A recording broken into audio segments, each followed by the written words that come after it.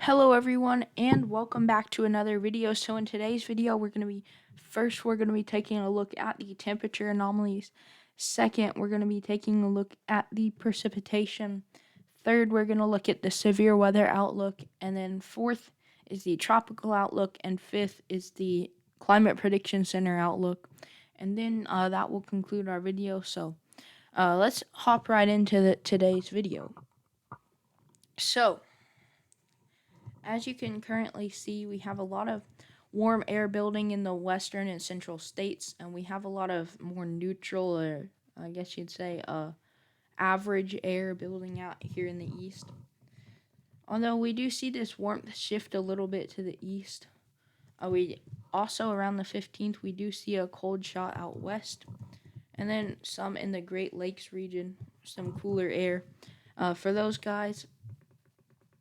And as we continue, we see that cooler air really building out west here.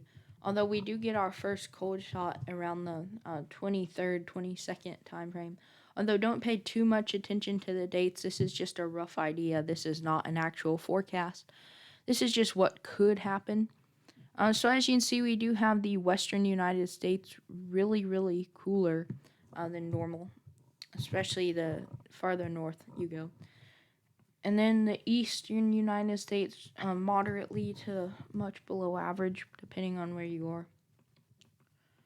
We really see this effect kicking in here as we see this cold shot diving way down into the eastern United States.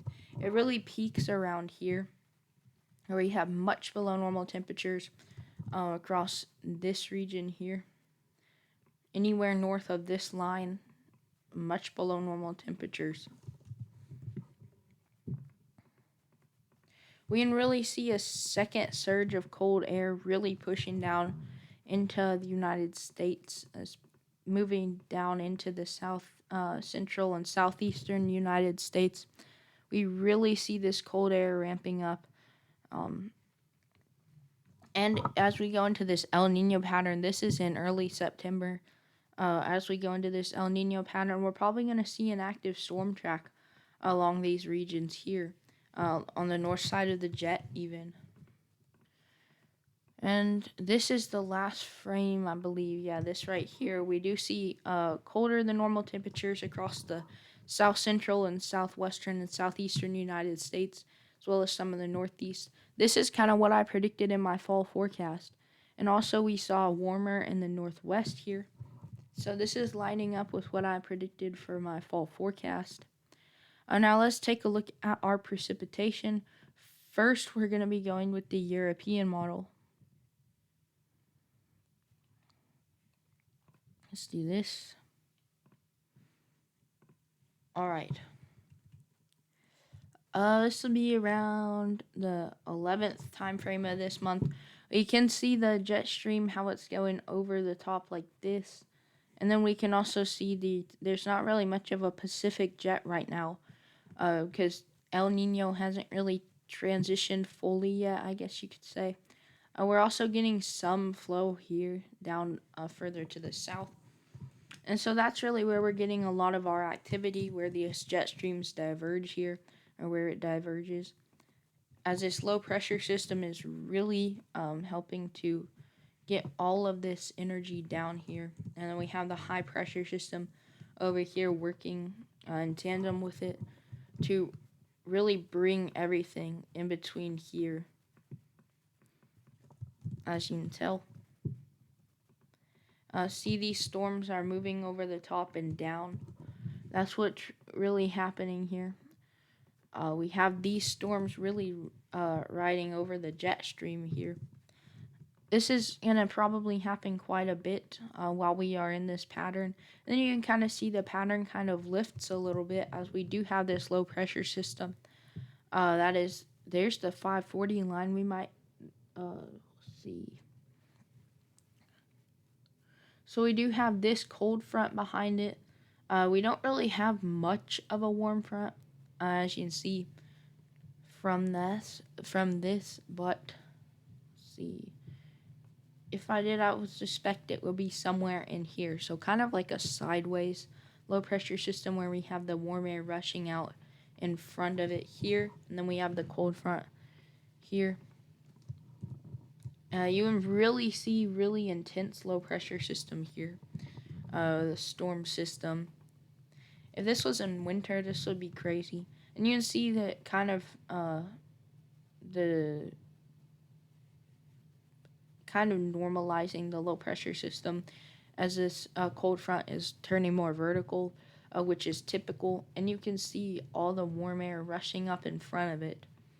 So it's going to be pretty warm along these areas before some relief comes your way. As you see, we do see a little bit of a dip in the jet stream, but not much. It's not going to be anything crazy. And we have this high pressure system setting in here as everything is, I believe it's, the high pressure system is, so the high pressure system is bringing everything up and over here. And we do have another low pressure system here helping to do that. Because high pressure systems turn clockwise. This high pressure system here also helping to do all that.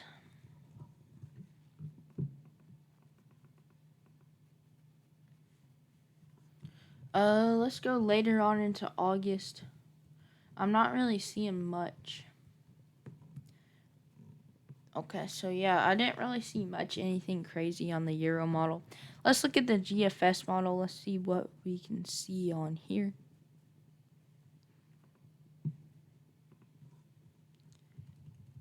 I'm not really seeing anything too crazy as of the moment. Although I will say it has a little bit more of a stronger northeasterly flow here.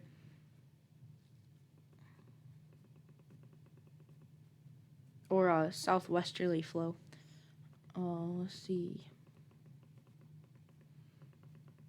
I'm not really seeing anything crazy on the GFS model either, as of the moment. It does show this low pressure system, moving across the prairies of Canada, into the southeast of Canada. Although it does show the trough coming in a little bit later, as you can see. And so we don't get as much of a relief for the east, but then it shows this secondary trough coming in, bringing even more of a trough in the east look, as we have this is kind of the jet stream pattern that the GFS is showing, where we have the high pressure system out here, really helping to do that. And it does kind of show a little bit of a more active southern jet than what the Euro was showing. And the GFS is showing more cool downs coming to the east than the Euro was showing in the early fall. So that's pretty interesting. Let's take a look at the Storm Prediction Center. So this is today. We have a slight risk across portions of the Mid-Atlantic, the lower Great Lakes, and the northern plains, and also areas of Arizona like Tucson and Phoenix. Just west of Colby, Kansas, and east of Cheyenne, Wyoming, we have another slight risk. This is tomorrow. We have an enhanced risk of severe weather across areas in the lower Great Lakes, including Chicago. We do have a 2% tornado threat, hatched wind threat, and no hail threat for the enhanced area. And we do have a slight risk in the plains for just some wind and hail. So nothing too much. And then on the day 3 outlook, we have I have a marginal risk of severe weather from the plains into the southeast. And we also have a slight risk over here from Rapid City all the way near Colby, Kansas. So we have a slight risk for that. The National Hurricane Center, we do have a 60% chance of formation through 7 days with this system, 10% with this, and 10% with that. So the 2-day forecast, we just have some stuff there. We have Pacific tropical threat for Hawaii, 90% chance of formation, 60% chance of formation with this one, and with this one we have a 10% chance. As you can see, for the Central Pacific, we have this one heading toward Hawaii.